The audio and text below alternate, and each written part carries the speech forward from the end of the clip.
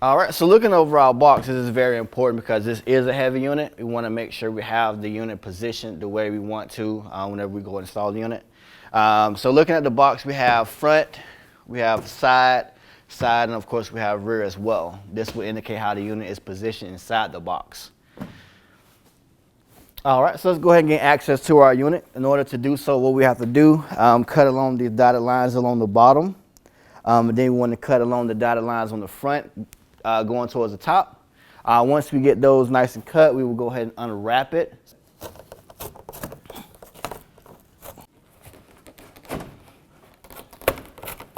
I do have clearance to lift the box straight up. If you do have clearance in your consumer's home, that's definitely a viable option for you. All right, so now that I cut my box, what I'm gonna do is go ahead and tear into it and go ahead and remove all of our shipping material. All right, so let's remove the rest of our shipping material. It is covering up our installation instructions, just so I can go ahead and review it.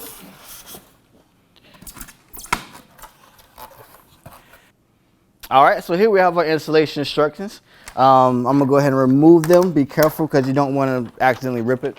So I'm gonna go ahead and review these. I'll be right back with you guys. All right, so before we go any further in our installation, what we want to do is lay down a protective blanket to protect the consumer's floor. You always want to take care of your consumer. All right, so let's go ahead and open up our dryer door, see what we have in there. It appears as if we have our owner's manual and some other products for the consumer to try with their appliance. I'm going to set this off to the side. It's going to lift up our washer lid. Appears as if we have a protective styrofoam block for our tub. Some other shipping material. Going to remove those and set it off to the side.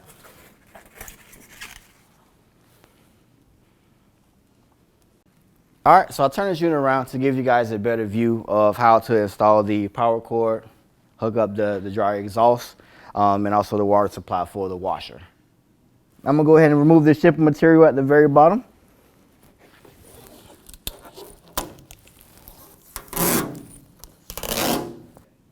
All right, so let's go ahead and install our power cord. What we want to do first is remove this access cover. I'm using a number 2 square bit.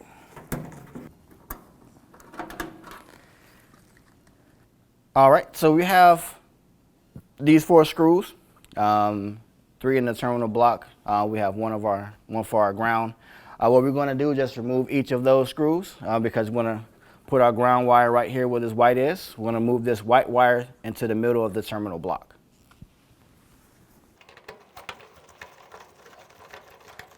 Whenever you're removing these screws, you want to be careful that the screw does not fall because it can fall on the inside and then you have to go fish for it.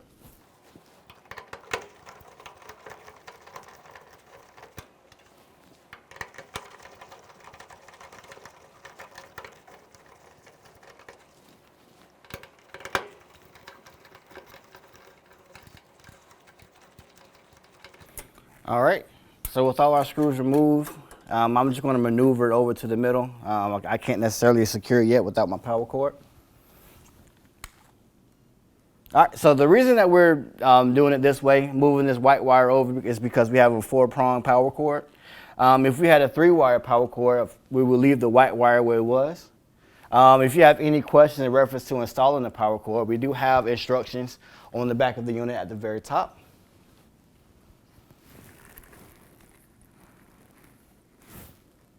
All right, so we're going to go ahead and fish our power cord through this opening.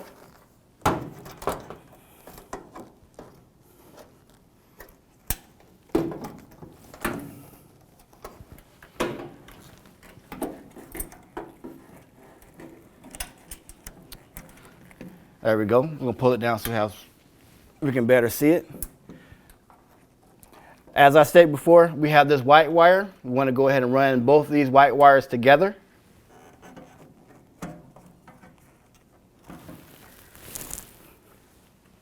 We want to take our screw, just go ahead and fish it through, and then you want to secure it to the terminal block in the middle. Also, if you look at a terminal block, you have one silver in the middle. You have two, is gold on the outside. So that's another indicator where the white wire goes into the middle as well.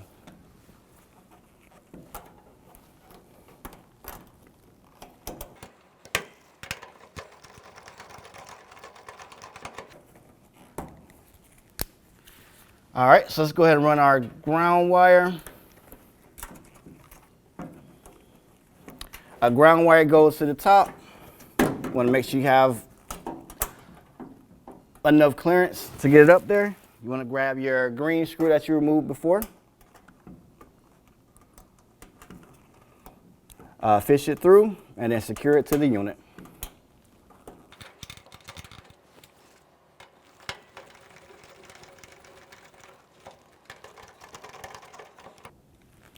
All right, so my black and the red go on the outside.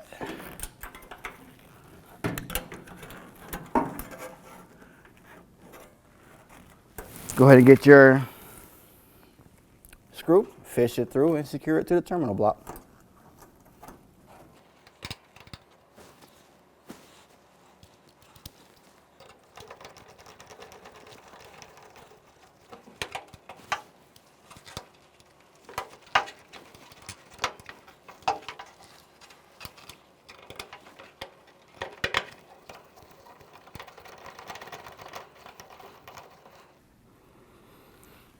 All right, so you want to make sure that each of the screws on the terminal block are nice and tight. You don't want the wires to be loose or touch each other because that can create arcing. All right, so now you just want to put in our strain relief bracket.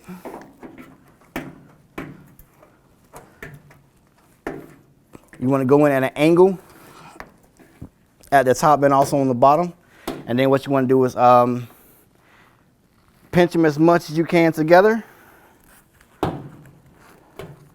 and then run your two screws along the sides. All right, make sure that's nice and tight. Yep, that's not going anywhere. All right, let's put the access cover back on.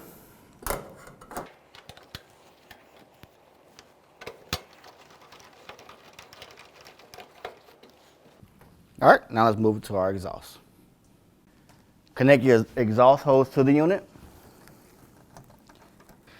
All right, go ahead and connect your water hoses to the back of the valve. All right, so the last thing I need to do to finish prepping this particular unit before I turn the unit around and connect everything else to the home supply. We want to go ahead and prep our drain tube. Let's start by removing this blue tape. There's a ring that's locking in the drain hose. I'm going to slide it out of that ring. There are some things I want to point out on this drain tube. We have this fitting at the tip of the drain tube. Do not remove that. This is to prevent the drain tube from going any further down the standpipe because it could cause siphoning issues.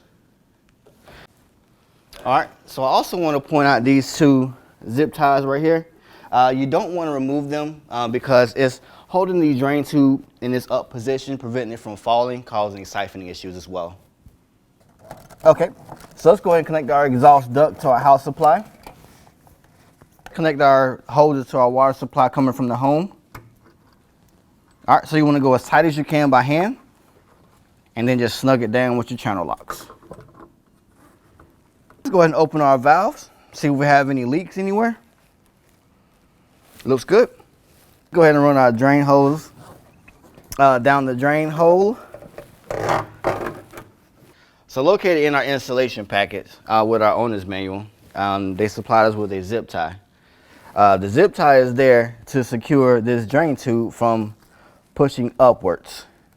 So let's go ahead and lock it in.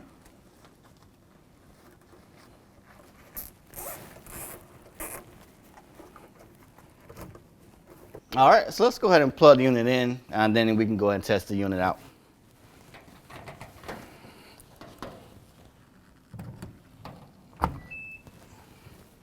All right, so I'm gonna go ahead and further test this unit for my consumer.